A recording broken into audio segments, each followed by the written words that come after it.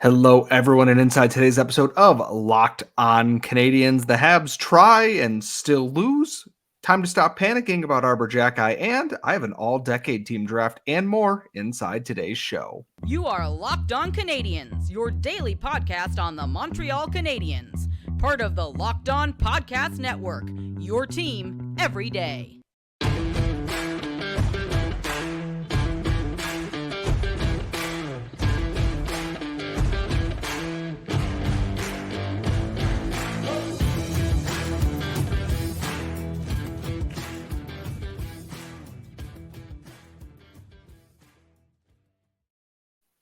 Hello, everyone, and welcome to episode 969 of Locked On Canadiens. We are, of course, your daily Montreal Canadiens podcast, part of the Locked On Podcast Network, where you get your team every single day of the week, wherever you get your daily podcast, Google, Apple, Spotify, or if you are watching on youtube.com there as well.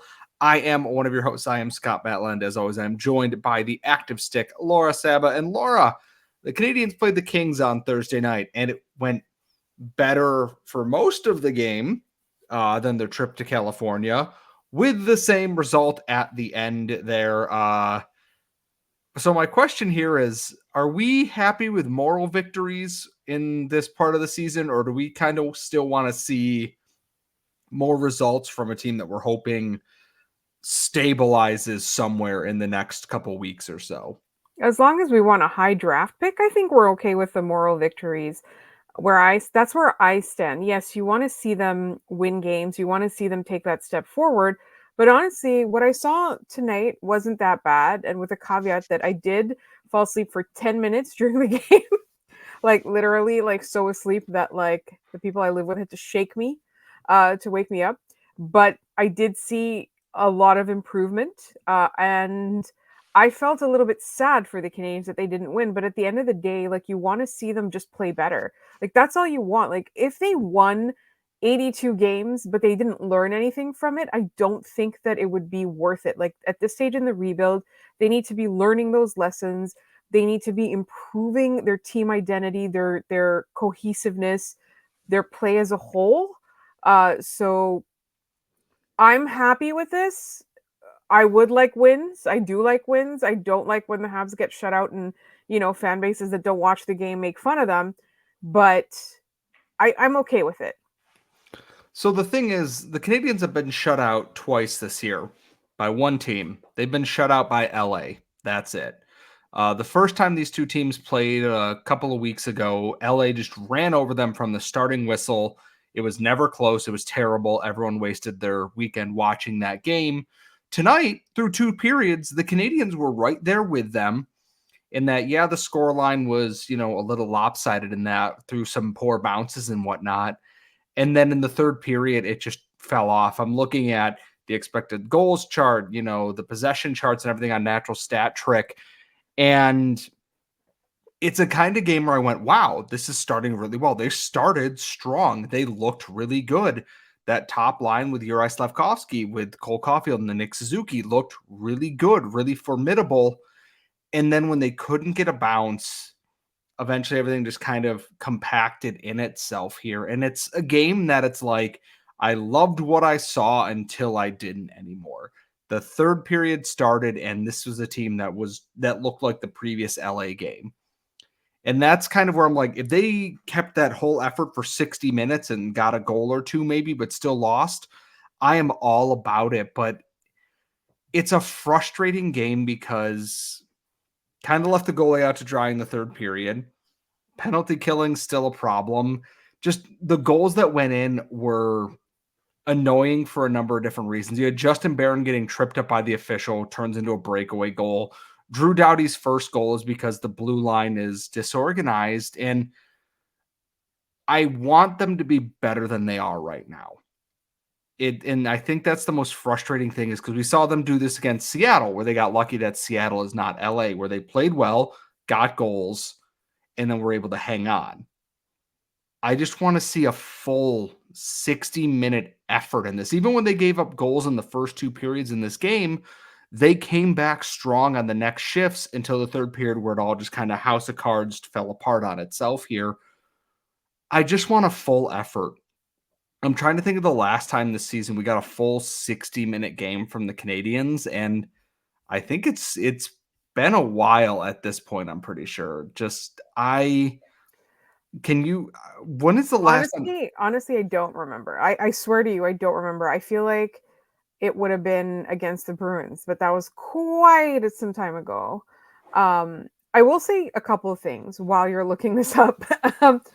I like for you said this is 2 games in a row that this happens. It's just that LA is just so much better than Seattle. I think there's 2 things to it, is that if this team is better, is more talented, and more of their players are in the lineup, they won't get tired after 2 periods. They'll be able to roll consistent lines and pairings, and they'll be able to keep their energy up, right? Like, as a whole, like, if the team was more talented, better equipped, well stocked, like, it sounds terrible to say well stocked, but you know what I mean, right? If they're not missing their key players due to injury, or some key players due to injury, this doesn't happen because the minutes are spread out more consistently, more evenly, more, I would say, like, more according to who deserves it and things like that, as opposed to, I need a body on the ice at this time. And also, I think the longer time goes on, you see that the coach adjustments will be a little bit more proactive before you get to the point where when you're in the third period and things are falling apart, right? Like, this again, it's due to the inexperience of the coach a little bit. Like, he can preempt this more as he gets more experienced, if that makes sense. Yeah, I'm looking through everything. The Kraken game wasn't as bad as I thought, but they definitely wilted a little bit. The last like full complete game looks like it was the win over the Blue Jackets, and even then that was a little bit touch and go. Across the board, I don't know if it's a depth thing, if it's an inexperience thing or what, but they haven't had a game where they've been truly the better team all the way around since the start of the year for a full 60 minutes. And losing games still important. Yeah, getting that high draft pick is still an important part of this, but it feels like we're missing some of that next step forward from this team right now. We had it for a minute, and obviously, yes, they don't have Kirby Doc right now. Yes, Alex Newhook is out. The defense is still kind of working itself out, but we're almost 30 games into the season at this point, 27 games into the season, whatever it is at this point, and we still don't have an answer for what they can do to balance us out here. It feels like they're in one game, they're close to discovering it. And here's the thing about tonight is, and I can concede this point, is the Canadiens played well. It's just that LA is a better team, a team that should win this game. Their center depth, for God's sakes, is like Kopitar, Deneau, and then Pierre-Luc Dubois is their third line center. The Canadiens can't match that. They probably couldn't match that when they were healthy at the beginning of the season here. So yes, the better team won tonight's game. This is not saying, oh, the Canadiens were hard done. It's just one of those things that it's like you want some little payoff for the process in here, because I don't want them to deviate from what they were doing at the start of this game. They were forechecking, they're cycling, they're getting chances, but they're not quite there yet. And I'm afraid that they're going to deviate away from that, because I believe the Sabres game is Sunday and Saturday. then Saturday, and then they have The Preds. Oh, fun. If I could type in the right thing here. Yeah, and then Penguins on Wednesday, then the Islanders on Saturday, and then the Jets that following Monday. What a There's messy a little schedule. That's a stretch of very and then they have the Wild on the 21st of December. Those 6 games, those are winnable games in there. And we're going to see what they learn from this game against the Kings. The Sabres are on and off. They beat the Bruins tonight, but they've been inconsistent. The Predators, also a little inconsistent, might be a little bit of a test. The Habs have always kind of struggled with those games. The Penguins are whatever it is, and I don't want to be the Penguins get right game. I don't want to be the game where they figure it out. The Islanders are in free fall. Just Google why Lane Lambert is trending on X every night. Oh, no. The Jets, I want to win that game because I want to make the coward Mark Scheifele sad. And then the Wild are not where they thought they'd be. They already fired their coach this year. 6 games heading into the holidays. If they can put together at least 4 solid efforts in there and get 4 wins out of that, which I think is entirely possible, I'm going to feel a lot better going into the new year with this team here. But we'll talk about more of that as we get closer and closer. We do have some other stuff. Part of the Laura had the episode on Wednesday while I was out of town, and on Wednesday night, Arber Xhekaj played his first game for the Laval Rocket, and everyone is up in arms and panicking, and I'm here to tell you to stop doing that, and that is all coming up in our next segment. But first, passion, drive, and patience is what brings home the winning trophy and is also what keeps your ride or die vehicle alive every single day. And eBay Motors has everything that you need to maintain your vehicle and level it up to peak performance, from superchargers to roof racks, exhaust kits, LED headlights, right down to the mats you put in your car. And whether you're into speed, power, style, eBay Motors has got you covered. With over 122 million parts for your number one ride or die, you'll always find exactly what you are looking for. And with eBay Guaranteed Fit, your part is guaranteed to fit your ride every time or your money back, because with eBay Motors, you're burning rubber, you're not burning cash. And with all the parts you need at the prices you want, it's easy to turn your car into the MVP and bring home that win. So keep your ride or die vehicle alive at ebaymotors.com. Eligible items only, exclusions apply. eBay Guaranteed Fit available only to customers in the United States. We are back here at Locked On Canadiens, and because recapping a frustrating loss to the LA Kings wasn't enough, we have prospect panic because we are the Montreal Canadiens, and that is what we do. Scott. Yes. Scott. Yes. Is this the Habs fan base collapsing upon itself again? I mean, yeah. I mean, I know that like the team motto is, be yours to hold it high, but it should be everyone chill the hell out for like 5 minutes. Mm-hmm. I don't know how to say that in French, so I'm not going to. And I think it's too big to put in the collar of the jersey. I think I would say on se calme. Sure, I will go with that. I know I only know how to ask where the bathroom is and how to order a poutine, but the important survival tips. But the thing is, the Laval Rocket played the Belleville Senators on Wednesday night. The Laval Rocket played badly on Wednesday night. They lost 5-2. This was not a game that was close at any point in time. And it's just extra frustrating when it's against the Sens farm team, to be honest. And I feel like I'm going to attribute at least 32% of that panic to the fact that it was Belleville. Here's the thing about this too, is that I look at this game and all anyone wants to talk about is, oh, well, Arber Xhekaj didn't get points. He didn't fight anybody. He turned down fights in this game. Like, I watched him skate away from scrums and everything, which is good. He shouldn't be fighting AHL goons that the Senators put on their top line, and that's what they did. They put Boko Amama on their top line. He is there to do one thing. It's to take penalties and fight people. And I watch people who, and this is a direct call out to the MSM, whether they listen to the show or not, I don't really care at this point.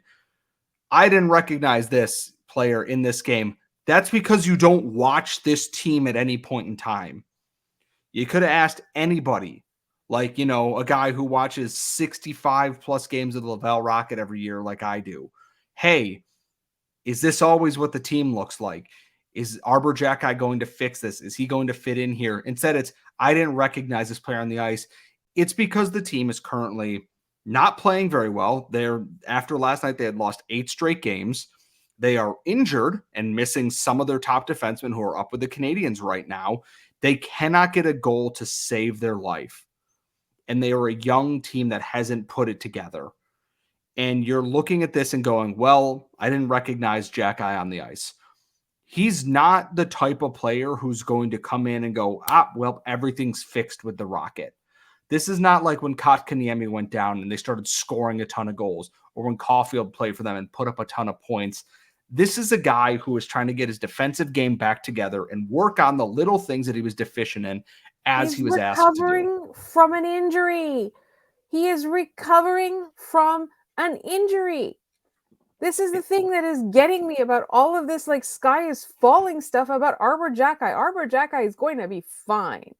He's been out, a month at this point? Like, he hasn't played a game in over a month. This is his first game in a new league, with new teammates on a team in a 7-game losing streak, playing some of the worst hockey I've ever seen this franchise play. A league he never had to play in. Which is a miracle in and of itself as an undrafted free agent. And everyone's going, oh no, he's broken. Oh, they're going to trade him. One game.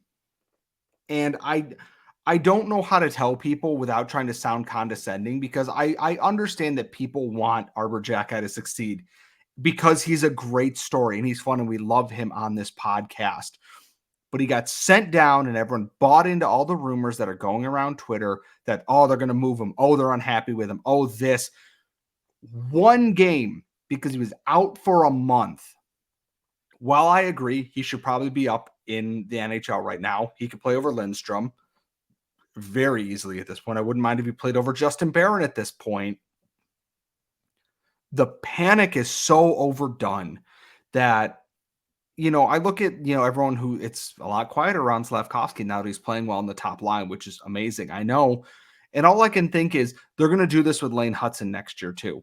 And they're going to do this with Reinbacher. And they're going to do this with Engstrom. And it's going to keep happening. Everyone take a deep breath. One game. And like I said, I would expect that Xhekaj will be up to the Canadiens by the end of this weekend because the Rocket play Friday and Saturday. It's Teddy Bear Toss on Saturday night, the 9th, I believe. And then after that game, I would not be shocked to see Xhekaj in the lineup on Sunday in the NHL. Let him play his 3 games, get his legs under him, get his conditioning back, and then go back to the lineup on Sunday. I just want everyone to breathe because we can't keep doing this. It's exhausting to watch because I get that people are, they're worried about this. They're worried about prospects, and that passion, actual passion, not the passion, is great. But y'all are going to put yourselves in an early grave if you stress about everything this much. Like, am I losing my mind? You're not losing your mind. It is not that deep, Scott. And we always say that on the show. And I think because the Canadiens have been so inconsistent as of late, I think everybody's just hoping that Arber Xhekaj is going to come back into the lineup and just make everything look rosier. But this team was always going to be inconsistent. In fact, I'm surprised that it's not consistently bad. And so I feel like that's it, is that like they're looking at this hope, and they're also expecting, because Arber Xhekaj made the NHL right out of rookie oh my god, it was regular training camp. The word in the COVID is year. Training camp. I am so sorry. The word is training camp. I've forgotten how to talk. I'm speaking so quickly. But yeah, because he made the NHL right out of training camp, I think people just also naturally expect him to look like miles better than everybody on that AHL lineup. But like you said, Scott, like the Belleville Senators didn't show up there just to win games. They wanted to break faces. And Arber Xhekaj does not want his face broken. It does not suit him in any way to fight somebody on the freaking Belleville Senators in the middle of December or early December, in the middle of the week, in a game that the Laval Rocket are losing. That is not going to get him back to the NHL. So there's no point in him like engaging in things like that. And he's still like, just think of this as a conditioning stint. Sorry, Scott, I interrupted you. You're about to say no, because the part of it is that makes sense is like he turned down fights. Be like, they wanted him to fight. That's their thing. And it's like, he's showing the composure that we want to see more of at the NHL level. And I can't stress this part enough. I love watching him ragdoll people. There's so much more to his game that is not, I am here to fight people. And I really want people to stop wanting him to be, just an enforcer on this team. There's a talented player there who just happens to be really good at fighting people. And he's good at also picking those fights normally. Like, usually he picks them in the right spots, and he usually picks the right people to fight with when it makes sense. And that's the thing, is people are like, oh, are the Canadiens, missing some toughness and everything? Yeah, maybe, sure, a little bit. But I don't want him to have to fight every game because it's not good for his long-term prospects. And there's more to Arber Xhekaj than I am a tough guy. You can be a tough guy and a great guy who plays 15, 20 minutes a night. And I want him to reach that potential. We know we can shoot the puck. We know we can skate well. We know we can play the body. Panicking over one game isn't healthy. If he comes back up to the NHL and looks behind it, then maybe we talk about what can go on with this. But for right now, I'm not going to do the panic, and I'm not going to feed into the panic on that. I'll judge him when I have a larger sample size to pull through in that. So, like I said, the Rocket have 2 more games this weekend. Canadians obviously have a busy end of or going into Christmas time schedule games. We'll see him back in the NHL before too long, especially if he's doing all the things they're asking for. But it is Friday, and we will probably save some mailbag questions depending on how many we get to. But that means the Friday mailbag is coming up here. And I have a draft of my own to do, and that's all coming up next. We are back here at Locked On Canadiens. It is Friday. Well, Thursday when we're recording this, Friday when the show goes out. Laura, we got a question while I was out of town, did we not, about a certain all-decade team? Yes, but first, I forgot, Scott, if we did that this was episode 969 and I just missed it. I didn't feel like nicing it because I was annoyed with the Canadiens tonight and just the panicking. And I'm I literally just tweeted, I'm like, I might just become an anti-Stan scripter just to make some more money on the side. That's where we're at tonight. So my nice was a little bit reserved. Internally, it's there, but on the outside, I'm like, I this team doesn't deserve to be nice tonight. I'm not in the mood for that. Okay, but anyway, so yes, this was actually the last time you were away, and then I brought it up again to give everybody an update, and it is Charles W. I don't know if if you guys are leaving mailbag questions, let us know if it's okay for us to say your last names. I usually use the last initial, but so Charles W. on Twitter a couple weeks ago sent a message, and you were not there for that mailbag, and I promised that I was going to ask you your opinion on the show whenever you were back. And then last mailbag we had Jerome Berube on, and that was a fantastic episode, so please check it out. And we did not talk about this. So the question was, make a Habs lineup, including one sub from any of the decades, but it has to start in the 1970s, then 80, 90, the 2000s, at the 2010s, and I guess the first 3 years of this decade. So Scott, I gave you a chance to think about it first before I asked. I didn't put you on the spot on the show. And what have you come up with? So 6 spots, obviously, goaltender, 3 forwards, 2 defensemen, your standard alignment in this. Were we allowed any extra substitute players on the side or no? One sub from any decade. One sub from any decade. Okay. Yeah. So if you had to leave someone off from the 70s, now's your chance to put them back, right? I was going to say that was the hard part. Was I have 3 people I put on there's 4 people on my sub list, and there could have been a bajillion of them because the 70s were loaded with star Canadiens players, as we've talked about on this podcast. The biggest one that stuck out for me, and one that I couldn't possibly ever ignore, from the 1970s, I picked Larry Robinson as my starting defenseman. And I know Guy Lafleur, and I know Ken Dryden, and I know Doug Harvey, etc. But it's Larry Robinson might be my favorite Canadiens player of all time. I couldn't possibly ignore putting him in there because as we went on, the defensemen got less and less great. Still some good ones in there, but they got a little bit less. From the 1980s, I picked Mats Naslund, one of the most underrated Canadiens of all time, because his time with the team was very short. small, but he is one of the best of all time. From the 90s, I picked a defenseman again. I went with Dennis Savard, which was a very short window because the 90s were very lean for Canadiens defensemen. And there also wasn't a forward that I thought would fit better in there. In the 2000s, the most obvious choice and the team captain of this team would be Saku Koivu. Koivu didn't put up gaudy numbers, but he played in arguably one of the worst eras of Montreal Canadiens hockey as a heart and soul of that team with not so great line mates. And he was still there, the longest tenured captain in team history. I couldn't possibly not put him on there. For the 2010s, I picked a goalie, and I think everyone knows exactly who it is. Is it Yaroslav Halak? It's Peter Budaj, but close enough. It's Carey Price. There was no other choice for the 2010s. Carey Price was incredible in this time.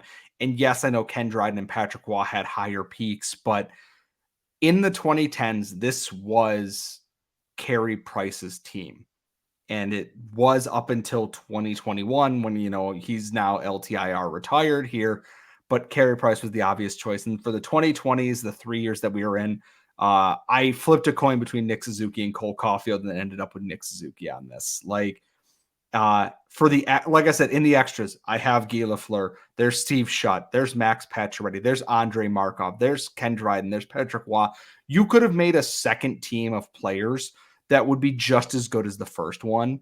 It's such an insane amount of depth that even if you go back into the 60s, which I mean gives you an extra era of things, you have Richard, you have, Jean Beliveau, you have some of those other players there.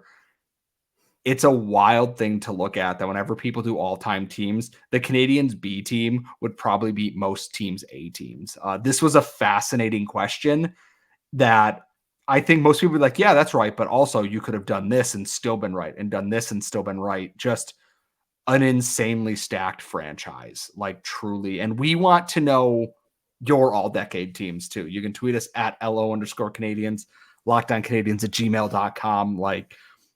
I know there's going to be so many iterations of this depending on which generation of fan is listening to this podcast. So I cannot wait to see what other people come up with this.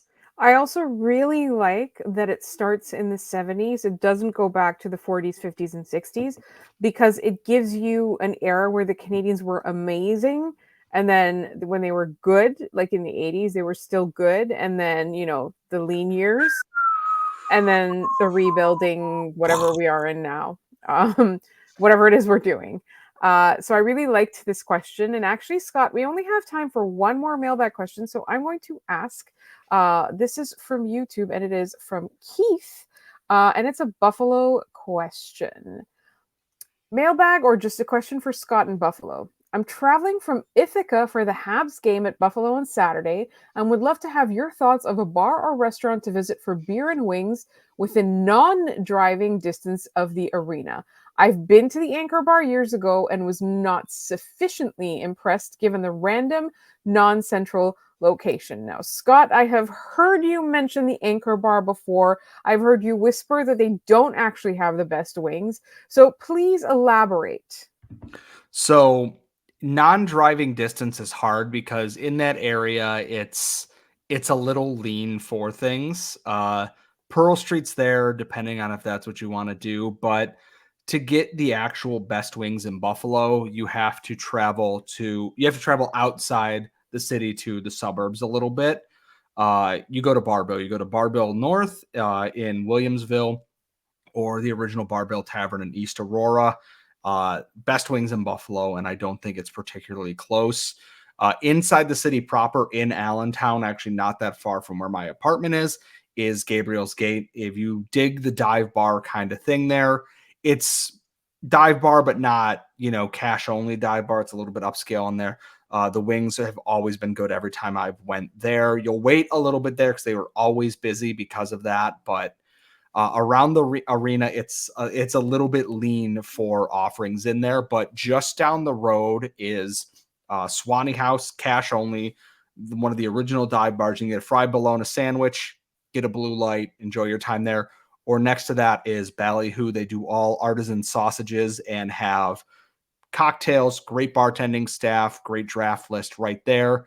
Around the corner from the arena is the Southern Tier Brewery as well. That's attached. If you're going into the city a little bit, I always recommend Mr. Good Bar. Great craft beer selection, good people there. Beer Keep is just down the road as well. And on that stretch, you have Taste of Saigon. You have Cluck Cluck Moo Moo for burgers. A little bit of everything Cluck, on Cluck, Elmwood. Moo Moo? They do chicken sandwiches and smash burgers. I Cluck love Cluck it. Moo Moo. I love it. There's a lot on Elmwood and parts of Delaware too. But if you're looking around the arena and you're looking for a pregame cocktail and something good to eat, I highly recommend Ballyhoo, which is just right around the corner there. So, and then Hofbrau House is just down the road as well. If you want German beer, German food, stay warm, enjoy the holiday market on the weekends. I can't recommend that enough as well. Well, I think that's it. We're out of time. So any mailbag questions not asked, we'll do next week. I would say Laura has the episode on Sunday because I will be out of town for a family affair event. I'll do the recap of both weekend games on that Sunday night episode. And if we have time, I'll do mailbag questions. If not, I'll wait for you, Scott. Yes, and then when I'm back for the Monday night recording, we will do 3 up and 3 down. We promise we won't be too late on that unless anything absolutely bonkers happens. If anything happens this weekend, we will try to get out an emergency episode if we need to. But obviously time is limited. As always, you can follow us on Twitter at LO_Canadiens, LockedOnCanadiens@gmail.com. If you want to check out everything on YouTube, you can also check out Locked On Sports Today, 24/7 stream with all of our local experts and our national shows on YouTube, including us, including all the other hockey folks. You will see us in there, the first 24/7 stream of its kind. You can find us on YouTube, find everyone else from Locked On NHL Network on there. You can follow us on Twitter at The Active Stick, at Scott Matla. Folks, thank you so much for tuning in, and we will see you all next time.